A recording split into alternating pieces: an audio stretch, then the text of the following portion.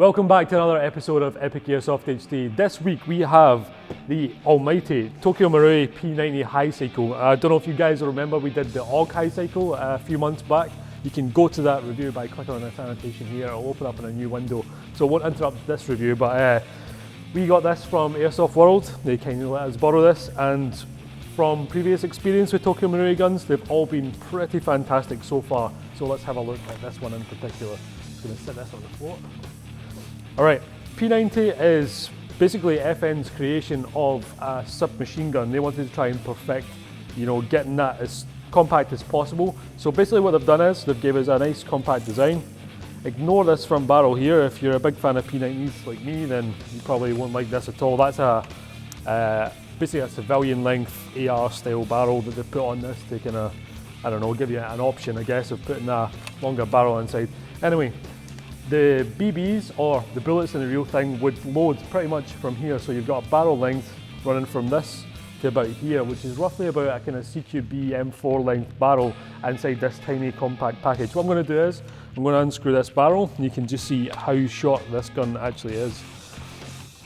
Marui P90s have been kicking around a long time now, probably going on 8-9 years, and this is their latest version. As you know, high cycle stands for basically the high rate of fire this gun comes with. We're talking like 25, 30 BBs a second, which is pretty fantastic. So there's your barrel length here.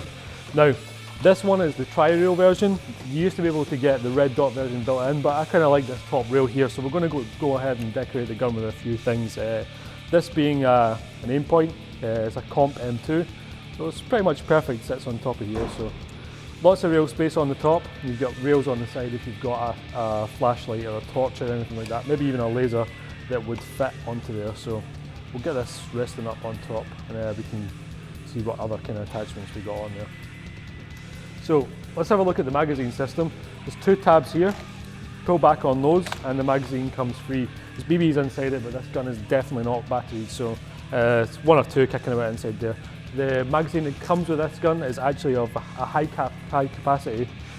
What you do is lift a little hatch at the back here, pull back in this tab, fill up the magazine with BBs, and then release this, and you can wind the wheel here. And what that does is it winds the BBs into here. Kind of weird feeding system because the BBs load down the way, and actually it feeds really, really well. You've got the assistance of gravity other than the spring tension inside the winding wheel. So pretty cool little design, especially for real steel, and this is obviously what the gun's based on. The fire selector is quite unique as well. It's down here next to your trigger. It's actually really easy to get to using your middle finger. You just click that into place.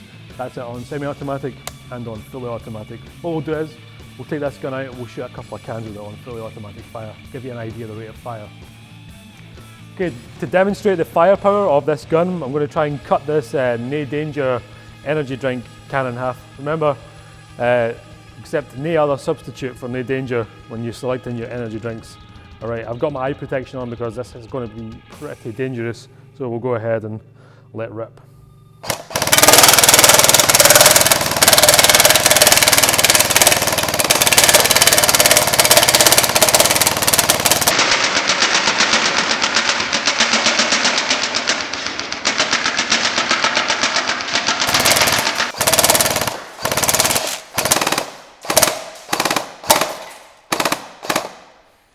Oh well, nearly got it, but pretty sweet rate of fire and crazy powerful. A lot of firepower for a little gun like this. Alright, so pretty awesome as you've seen. Not quite sure that it's up to the AUG standards though of rate of fire, but that, I don't know if that really affects anyone because the rate of fire is still scary. This gun shoots sub 300 feet per second, so it's quite a good CQB gun if your CQB place lets you fire in full auto, that is. If you guys are going to go with semi-automatic, then the semi-automatic is actually really, really snappy, and it's got a really good crisp trigger response, which you'll see when we take this gun out to do a shooting test. The hop-up unit is accessed just under here, where you would basically rest your thumb inside. The hop unit is actually really, really super effective because we've had 0.2s and 0.3s in here, and it lifts them really, really well, despite having the low feet per second that it does. All right, let's for the shooting test, I'm going to show you as well. There's a 14mm kind of clockwise thread on it. So it's handy if you've got things like this awesome Mad Bull tracer unit slash barrel extension slash suppressor. So obviously it doesn't sound suppress the gun whatsoever, but it does give us a nice unique look. And of course we also have that nice tracer effect for the rounds. I'm trying to get this on straight so I don't do the threads any harm. So yeah, it's good to know that all your flash hiders, suppressors and things like that will fit onto your P90, as well as coming with the barrel extension it does. If you like that look, obviously keep it on the gun, but once we've got all these accessories and things on, it actually looks really cool. Nice, unique little gun. So let's take it out on a 30-meter range and see how it stacks against the AUG and the other competition from the submachine guns that we've tested before. Alright, we're out on our 30-meter range. Of course, we're using our heavy Abwood vise as we normally do. That eliminates any human element. So we're going to go ahead and shoot about 12 rounds on target on semi-automatic to see how good the accuracy is on this gun. Also, listen out for the trigger response on this. We're using a 7.4 volt LiPo, so it's nice and sharp, especially on this gun with the motor that's in it. So let's fire a few shots in.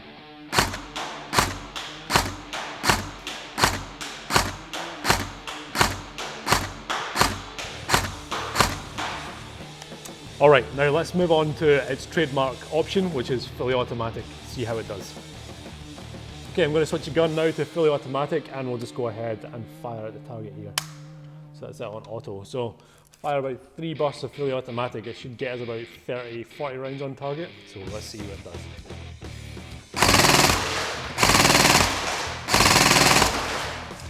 The tracer unit's actually struggling to keep up with the rate of fire, which is really bad for the Mad Bull tracer unit, but pretty damn good for the P90. Alright, let's have a look at the targets and see how accurate it was. Okay, despite its crazy rate of fire, it's actually pretty accurate, so let's have a look at those tests really quickly. Alright, there's a semi-automatic test. Now we have a nice grip and it's about 100 millimeters. Now that's pretty damn good. It's probably something to do with the optimum barrel length of this gun and nice steady low feet per second, and of course Toyko Marui's magic hop units. Alright, quickly have a look at the automatic test. Exactly the same result, and again, really good spread, but that amount of firepower and that tiny amount of space is a lot. If you're playing CQB and you catch someone in the face with that, they're going to eat about 4 or 5 BBs and a single trigger pull.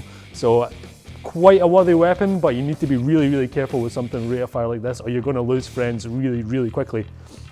So, a lot of firepower for a little gun. Just look what it done to our No Danger cans. I mean, that's just showing you the firepower. That would take you almost twice as long with a standard gun to do that. And just using a 7.4 volt LiPo battery, which is this little thing here. Now, relatively low rate of fire on most guns, but for this particular gun, obviously a lot different. So, guys, if you want to purchase this gun or have a look at some of the other high cycle series, check out the links in the description below.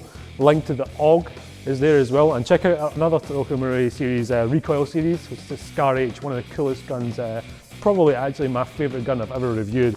So check out that one.